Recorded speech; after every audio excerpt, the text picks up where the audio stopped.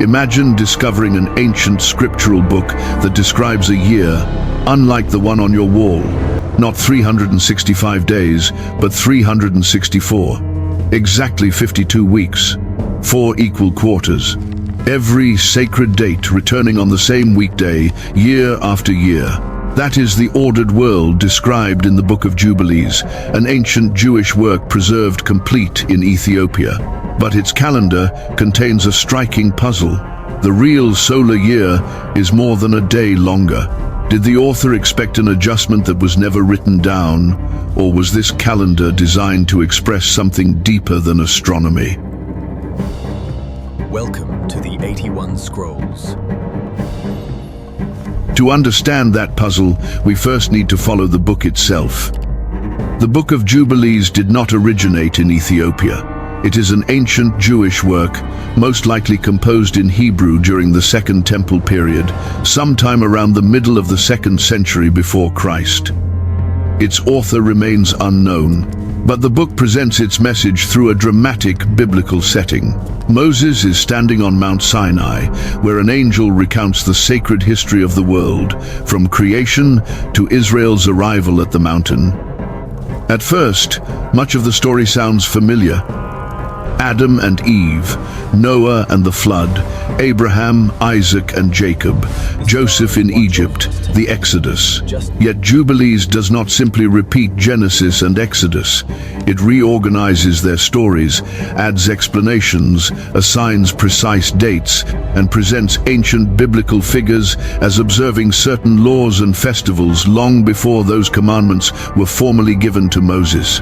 In other words, this is biblical history retold through a particular understanding of sacred order. And that is where the journey of the book becomes as revealing as the calendar inside it. Over the centuries, Jubilees did not become part of the rabbinic Jewish canon or the biblical collections accepted by most Western Christian churches. Its absence was not the result of one king, one council, or a single moment when the book was deliberately removed. It reflects a much longer and more complicated history of transmission, religious use, and canon formation. The complete Hebrew version eventually disappeared. Portions of the work survived in Greek and Latin, but they preserved only part of the text. In Ethiopia, however, the entire book continued to be copied in Ge'ez, the ancient literary and liturgical language of Ethiopian Christianity. Within the Ethiopian Orthodox Tewahedo tradition, it became known as Kufale, often translated as the Book of Divisions, and was received as part of its scriptural heritage. For a long time, the complete Ge'ez manuscripts provided the main surviving witness to the book. Then, beginning in the late 1940s, discoveries near the Dead Sea changed the picture. Fragments of Jubilees written in Hebrew were found among the Dead Sea Scrolls. These fragments confirmed that the work had circulated within ancient Judaism many centuries before its preservation in Ethiopia. They also showed that the Ge'ez version carried an ancient text whose roots reached back into the world of the Second Temple. Ethiopia had not created Jubilees. It had preserved what other communities gradually stopped transmitting in complete form. But why was the book called Kufale, the Book of Divisions? Because Jubilees does more than divide a year into days and seasons. It divides the entire course of history into carefully measured units, weeks of years, cycles of 7, and great periods known as Jubilees. And once we understand those divisions, the unusual logic of its 3-6-4-day calendar begins to come into view. Those divisions are the key to understanding what the author of Jubilees was trying to accomplish. The book does not treat history as a loose sequence of events. It places creation, covenants, births, journeys, and divine commandments inside a carefully measured structure. The smallest major unit in that structure is a week of years. Just as an ordinary week contains 7 days, a week of years contains 7 years. 7 of those 7-year periods form a larger cycle of 49 years. In Jubilees, That 49-year cycle becomes the basic unit used to divide the history of the world. This is where the book receives its familiar English name. Modern readers may associate a jubilee with the 50th year described in Leviticus, when liberty was to be proclaimed and certain social and economic obligations were reset. Jubilees, however, normally organizes its chronology into blocks of 49 years, 7 weeks of 7 years. The difference may sound technical, but it reveals something important. For the author, the number 7 was not merely a convenient way to count. It connected human history to the rhythm already established in the creation story. 6 days of work, followed by the Sabbath. That same pattern expands outward. 7 days form a week, 7 years form a week of years, 7 weeks of years form a jubilee. History itself appears to move through ever larger cycles built upon the same sacred number. Jubilees, therefore, tells its readers not only what happened, but where each event belonged within this ordered timeline. The past is measured from creation forward, with generations and covenants placed into their assigned divisions. Nothing is meant to appear random. Within the world of the book, this chronology is connected to the heavenly tablets, a divine record in which laws, events, and appointed times are portrayed as already established. Time is not invented by kings, priests, or human observers. It is presented as part of a higher order that human beings are expected to recognize. But this does not prove that every Jewish community of the Second Temple period used the same system. Jubilees represents one ancient understanding of sacred history, not the only Jewish view that existed. Still, within its own vision, the logic is remarkably consistent. If history is built from cycles of 7, then the calendar guiding that history must preserve the same rhythm. A year that continually shifts across the days of the week would disturb the pattern. Festivals could move from one weekday to another, and the carefully arranged relationship between sacred dates and the Sabbath would no longer remain fixed. That leads us to the most distinctive part of the entire system. Because beneath the weeks of years and the 49-year Jubilees stands one smaller unit on which everything depends, a year containing exactly 364 days. And when we examine how that year was constructed, its mathematical elegance becomes immediately clear. The mathematical idea behind the calendar is surprisingly simple. A year of 364 days contains exactly 52 weeks. There are no remaining days. No fraction of a week carries over into the following year. If the first day of one year falls on a particular weekday, the first day of the next year returns on that same weekday. The same is true for every date in between. In a 365-day year, the weekdays shift by 1 day when the next year begins. In a leap year, they shift by 2. But within the ideal system described by Jubilees, that movement disappears. The calendar resets perfectly after every 52 weeks. Jubilees then divides those 364 days into 4 equal sections. Each section contains 13 weeks, or 91 days. 4 sections of 91 days produce the complete year. The text describes the beginnings of the 1st, 4th, 7th, and 10th months as special days of remembrance, marking the 4 divisions of the year. When scholars compare Jubilees with related calendrical texts found among the Dead Sea Scrolls, the year is commonly reconstructed as 12 months arranged in 4 identical quarters. Each quarter contains 2 months of 30 days, followed by 1 month of 31 days. 30 days, 30 days, 31 days. Then the pattern begins again. Because every quarter contains exactly 13 weeks, each new quarter begins on the same weekday. Every month and sacred date therefore occupies a stable place within the weekly cycle. In the commonly reconstructed form of this calendar, the year begins on the 4th day of the week, what we would call Wednesday. That choice was not arbitrary. According to the creation account in Genesis, the sun, moon, and stars were appointed on the fourth day. Since those heavenly lights were associated with signs, seasons, days, and years, beginning the calendar on the fourth day connected the measurement of time directly to the creation of the heavenly bodies. Once that starting point was fixed, the rest of the calendar followed automatically. A festival assigned to a particular date would return on the same weekday every year. The Sabbath would remain in its expected relationship to the appointed feasts. Priestly service, offerings, and sacred observances could be organized without the dates wandering through the week. This was the great practical strength of the 3-6-4 day system. It created predictability. There was no need to wait for the appearance of the new moon before determining when a month had begun. There was no annual uncertainty about which weekday would carry a particular festival. The entire sequence could be calculated in advance.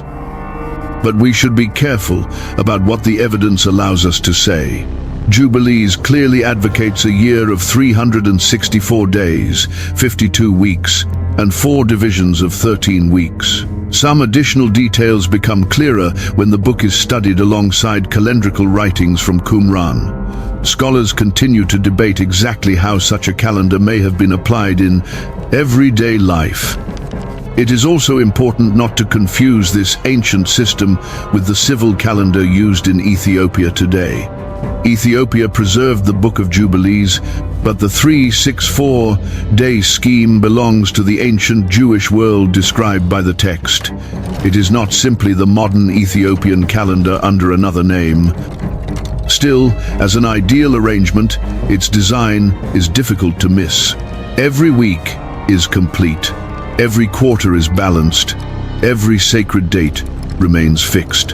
And every level of time, from the 7-day week to the 49-year Jubilee, rests upon the same repeating pattern. Mathematically, the system is elegant, but mathematics alone cannot explain the urgency of the language used in Jubilees. Its author did not present the calendar as one convenient option among many. He believed that abandoning its structure would disturb the festivals, confuse the Sabbath, and separate human worship from the order established in heaven. So the next question is not simply how the calendar worked. It is why keeping the correct time became a matter of sacred faithfulness. The answer begins not with astronomy, but with covenant. For the author of Jubilees, time was not an empty space in which religious events happened. Time itself had been organized as part of creation. Certain days were ordinary. Others were appointed for rest, remembrance, worship, and the renewal of Israel's relationship with God. That is why the book repeatedly refers to the heavenly tablets. Within its narrative world, these tablets contain the order of events, laws, festivals, and divisions of time established in heaven. Human beings do not create that order. They are expected to follow it. This idea becomes especially clear in chapter 6 of Jubilees, where the 3-6-4 day calendar appears within the story of Noah.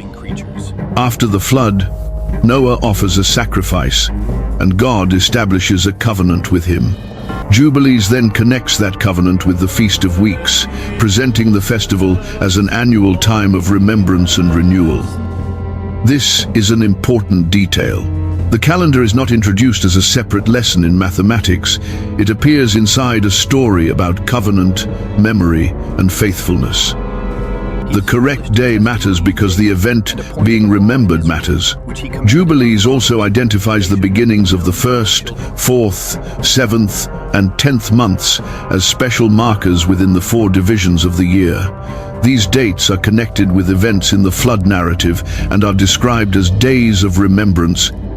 The calendar therefore does more than measure the passing seasons. It places sacred memory inside a fixed structure. Each year returns believers to the same appointed moments. Each festival connects the present generation with the acts of God remembered from the past. And because the year contains exactly 52 weeks, those moments remain anchored within the rhythm of the Sabbath. From the author's perspective, changing the calendar could change the day of a festival. Changing the festival day could disturb its relationship with the weekly Sabbath. And once that happened, days considered sacred might be confused with days considered ordinary.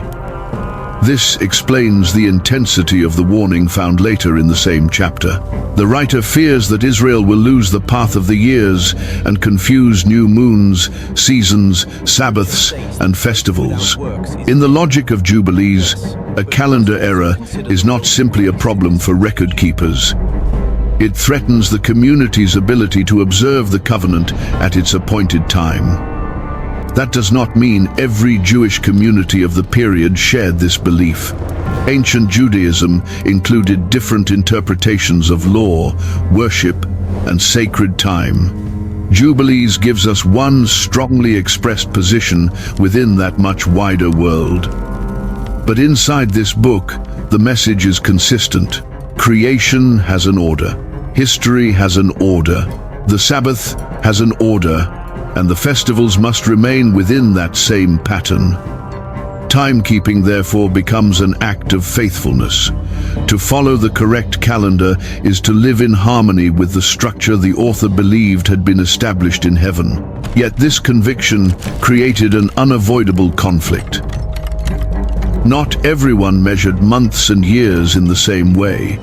Other Jewish communities paid close attention to the phases of the moon and used systems in which months followed a lunar rhythm. Jubilees viewed that approach with deep concern. And in chapter 6, its author identifies the moon as the force that could pull the sacred calendar and the people observing it away from the order he believed they had received. That warning needs to be read carefully. Jubilees does not criticize the moon because the author considered it meaningless. The moon remains part of creation. The problem, in his view, begins when people rely on its changing phases to determine months, festivals, and the length of the year. A year composed of 12 lunar months contains roughly 354 days. That is about 10 days shorter than the 364-day year defended in Jubilees. This helps explain why chapter 6 warns that those who observe the moon will come 10 days too soon from one year to the next. If no correction were made, the dates would gradually move through the seasons. A festival associated with a particular time of year would eventually arrive earlier and earlier. But this is where an important distinction must be made. Many ancient calendars were not purely lunar. They were lunisolar. They followed lunar months, but occasionally added an extra month to bring the calendar back into alignment with the seasons.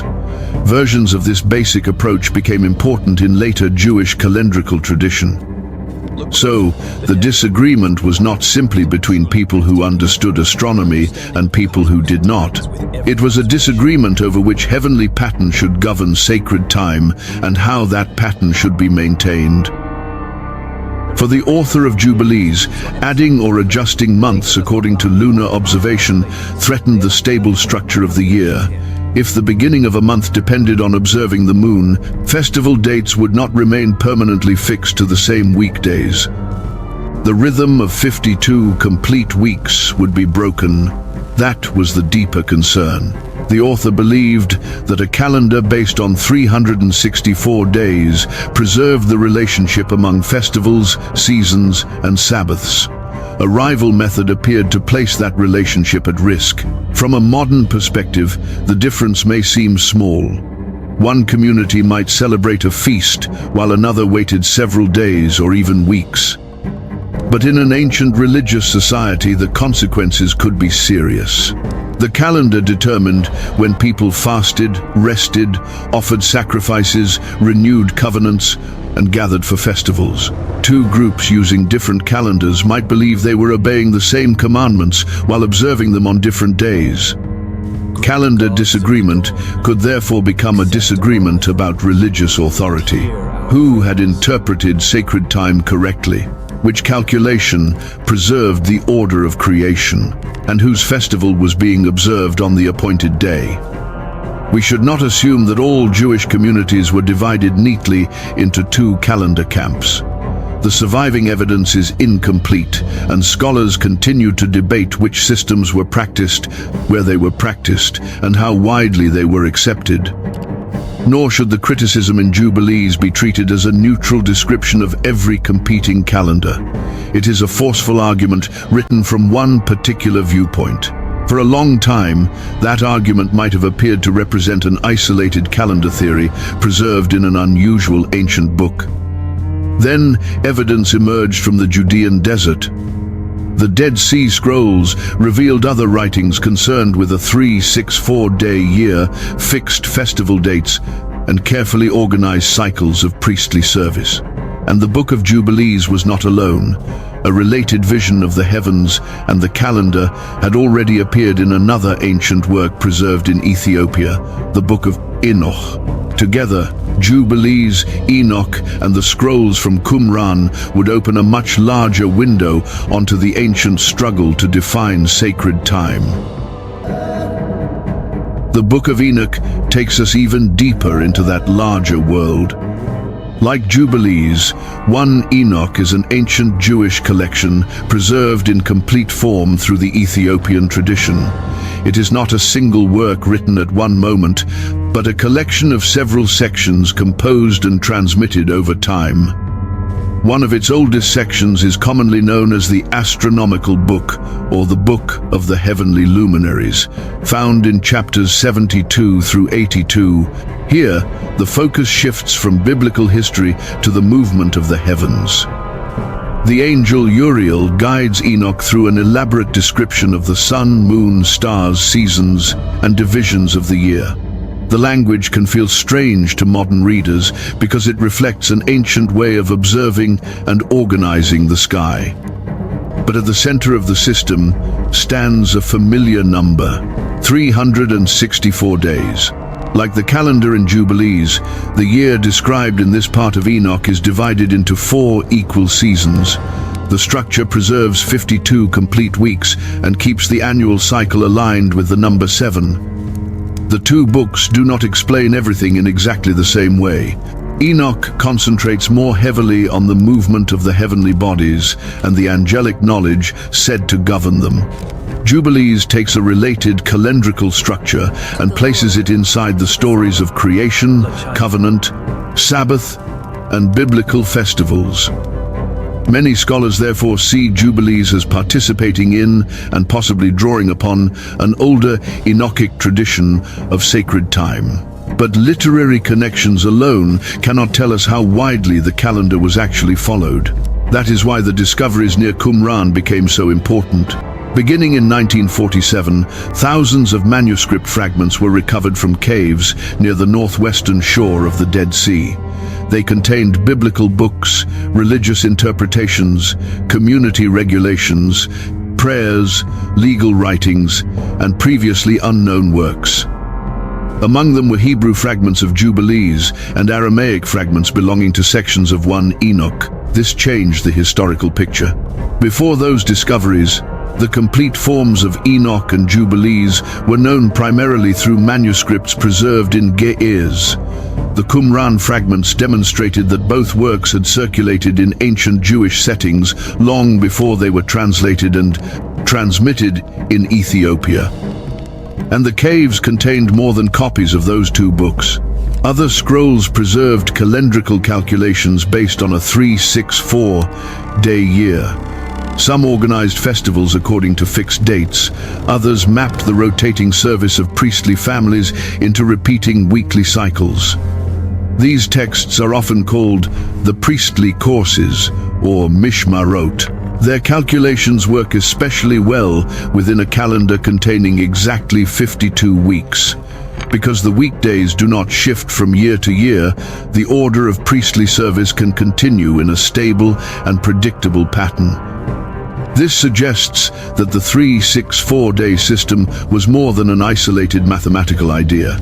At least some ancient Jewish writers and communities considered it important enough to calculate, copy, and connect with worship. But the evidence has limits. The discovery of these texts does not prove that the people associated with Qumran created the calendar. It does not prove that Jubilees was written there. And it does not show that every manuscript found in the caves held the same authority for everyone who collected or read it.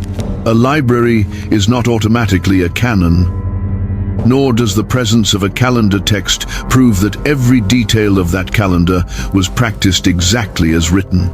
Scholars also continue to debate the identity of the people connected with the Qumran settlement, their relationship to other Jewish groups, and the extent to which their calendar separated them from worship in Jerusalem.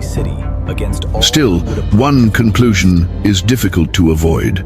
The 364-day calendar was part of a genuine and significant tradition within Second Temple Judaism. It appeared in multiple ancient writings, shaped interpretations of sacred history, and influenced the organization of festivals and priestly cycles. Ethiopia preserved the complete books that carried this vision. Qumran supplied fragments from the ancient Jewish world in which that vision had first circulated. Together, they reveal a remarkable continuity across languages, regions, and centuries. Yet the discoveries also make the central problem harder to ignore. A calendar of 364 days may fit the 7-day week perfectly, but the actual solar year does not contain 364 days. It is more than a day longer. Without some form of correction, even the most carefully ordered festival calendar would slowly drift away from the seasons it was meant to preserve. So did the ancient users add extra days or weeks? Did they rely on a correction that was never clearly recorded? Or was the 364-day year intended primarily as an ideal pattern rather than a complete astronomical calendar? That missing instruction remains one of the greatest mysteries in the entire system. That mystery begins with a difference of slightly more than one day. The average tropical year, the time required for the cycle of seasons to repeat, is approximately 365 days, 5 hours, and 49 minutes. Expressed as a decimal, that is about 365.2422 days. The calendar described in Jubilees contains only 364. That makes it approximately 1.242 days shorter than the seasonal year. At first, the difference may not sound serious. A little more than one day could easily pass unnoticed. But the error would accumulate. After roughly 6 years, the calendar would fall behind the seasons by about 1 week. After around 24 years, the difference would approach an entire month. Without correction, a festival intended for a particular season would gradually move away from it. Over enough time, a spring observance could eventually occur during winter. That would undermine one of the main purposes of a calendar designed to preserve sacred seasons. So, how was the difference corrected? The honest answer is that scholars still do not know with certainty. Jubilees strongly commands its readers to observe a year of exactly 364 days. It describes that number as a complete year and warns against disturbing its days and festivals. But the book does not clearly explain how the calendar should be brought back into alignment with the actual solar cycle. There is no unambiguous instruction telling readers to add 1 day every year, insert a leap month, or introduce an extra week after a stated number of years. This absence has produced several theories. Some scholars have proposed that an additional week may have been inserted periodically. Adding a complete 7-day unit would preserve the relationship between dates and weekdays, which was one of the system's greatest advantages. Others have suggested that a correction method may have existed outside the surviving written instructions. Priests or calendar specialists could have known when to make an adjustment without including the full procedure in the text. Another possibility is that the 364-day year functioned partly as a schematic or ideal calendar, a mathematical representation of sacred order, rather than a complete description of everyday astronomical practice. The evidence from Qumran has not settled the issue. Some scrolls show careful interest in coordinating solar cycles, lunar phases, festivals, and priestly rotations. These calculations demonstrate that their authors were capable observers of time, but no surviving text provides a universally accepted answer to the missing day problem. That uncertainty should not be mistaken for proof that ancient people failed to notice the difference. Agricultural societies depended on the seasons. Priests responsible for festivals would have been aware when a calendar began, moving away from harvests, weather patterns, and the position of the sun. The problem is not whether they could see the drift. The problem is that the correction they may have used has not been preserved clearly enough for modern scholars to reconstruct it with confidence. This leaves us with two levels of interpretation. At the theological level, the calendar is complete because 364 days produce 52 perfect weeks. It preserves the rhythm of 7 from the beginning to the end of the year. At the astronomical level, it remains incomplete unless some additional adjustment is made. Both realities must be acknowledged.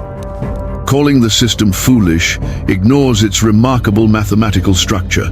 Calling it a perfectly accurate solar calendar ignores the missing 1.2422 days.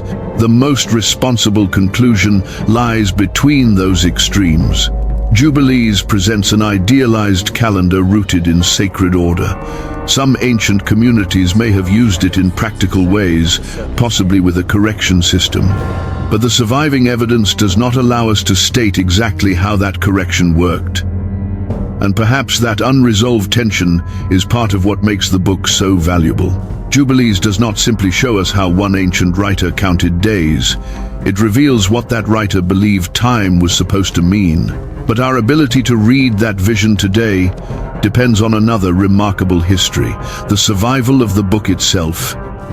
To understand why this ancient calendar can still be studied in full, we must return once more to Ethiopia and separate what the Ethiopian tradition preserved from what modern audiences sometimes assume it still practices.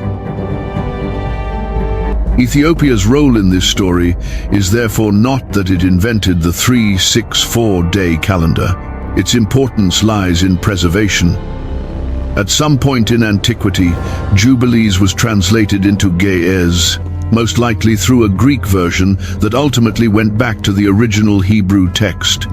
Ethiopian scribes continued copying the book after complete versions had disappeared from most other manuscript traditions. Generation after generation, the text survived. Those manuscripts eventually allowed scholars to translate and study Jubilees as a complete work rather than as a collection of scattered quotations and fragments. Then the Dead Sea Scrolls supplied an extraordinary point of comparison. When the Hebrew fragments from Qumran were placed beside the Ge'ez version, scholars found that the Ethiopian text had preserved a remarkably ancient form of the book. The wording was not identical in every detail, but the comparison confirmed that the Ge'ez manuscripts carried a genuine Second Temple Jewish work. This is one of the most important lessons in the history of Jubilees.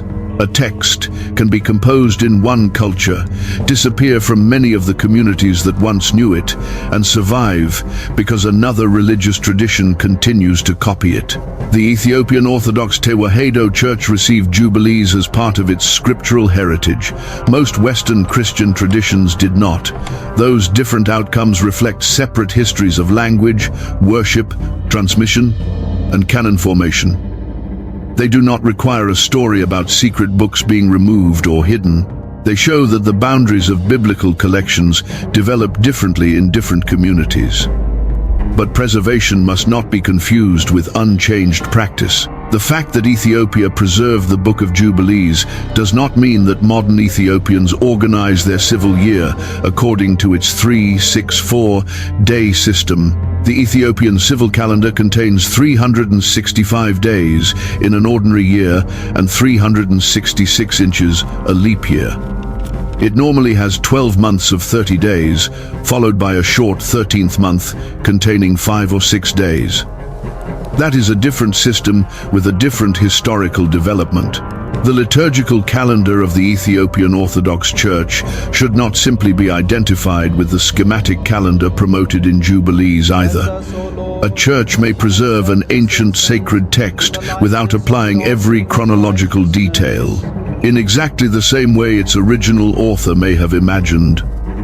This distinction matters because the title Ethiopian Bible can easily create the wrong impression. The 364-day calendar is found in a book preserved within the Ethiopian biblical tradition.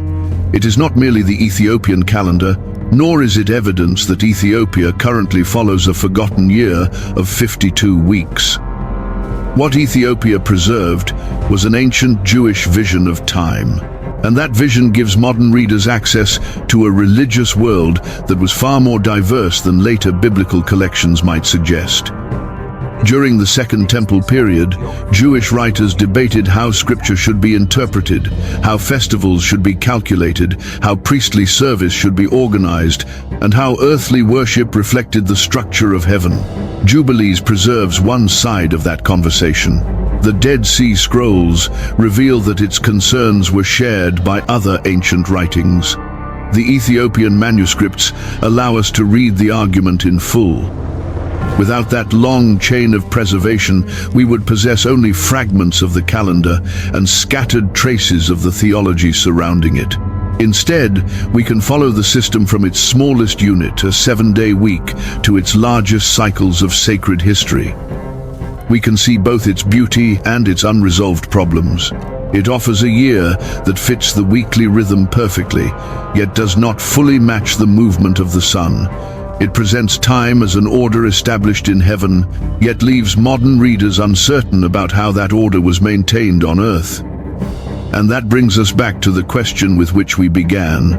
Was the 364-day year intended as a practical calendar, a theological ideal, or a combination of both? The surviving evidence may not provide a final answer. But it does reveal why, for the author of Jubilees, the way a community counted its days could shape the way it understood creation, covenant, and its place within sacred history. Perhaps the most accurate answer is that the calendar was both practical and theological. Its structure was practical because it offered something every religious community needed: predictability. 52 complete weeks allowed festival dates, Sabbaths, and priestly duties to remain fixed within a repeating cycle. The system was orderly, memorable, and easy to calculate in advance, but its deeper purpose was theological. The author of Jubilees was not simply searching for the most convenient way to count days. He was describing a universe in which creation, history, worship, and covenant followed the same sacred rhythm. That is why the number 7 appears at every level. 7 days form a week. 7 years form a week of years. 7 weeks of years form a jubilee. And 52 complete weeks form the ideal year. Within that structure, time becomes more than a measurement. It becomes a language through which the order of creation can be understood. Yet one mystery remains unresolved. We still do not know exactly how ancient users may have corrected the difference between the 364-day calendar and the actual solar year. Perhaps they added an extra week according to a system that has not survived. Perhaps the necessary knowledge was transmitted outside the written text. Or perhaps the calendar was intended primarily as a sacred model against which other systems were judged. The evidence does not allow us to choose one answer with complete confidence. What it does allow us to say is this: the 364-day calendar was not a modern Ethiopian invention. It belonged to the diverse world of Second Temple Judaism. It appeared in Jubilees, had close parallels in Enochic tradition, and was reflected in calendrical writings found among the Dead Sea Scrolls. Ethiopia's contribution was to preserve the complete book that carried this ancient vision through the centuries. And because of that preservation, we can still hear a voice from more than 2,000 years ago asking a question that remains surprisingly familiar: who has the authority to organize sacred time? the heavens, the written law, religious leaders, or the community entrusted with preserving the tradition? For the author of Jubilees, the answer was clear. The correct calendar had already been established within the order of creation. For modern historians, the picture is more complicated. But perhaps that complexity is what makes Jubilees so valuable. It reminds us that the ancient biblical world was not silent or uniform. It contained debates, competing interpretations, and different ways of understanding how human life should be aligned with heaven. So, how do you interpret the 364-day year? Was it a calendar people once followed in practice, a theological vision of perfect time, or some combination of both? Share your thoughts in the comments. And as we continue exploring the Ethiopian Bible, this calendar is only one example of the ancient traditions preserved within its pages, traditions that can still reshape how we understand the history of the biblical world.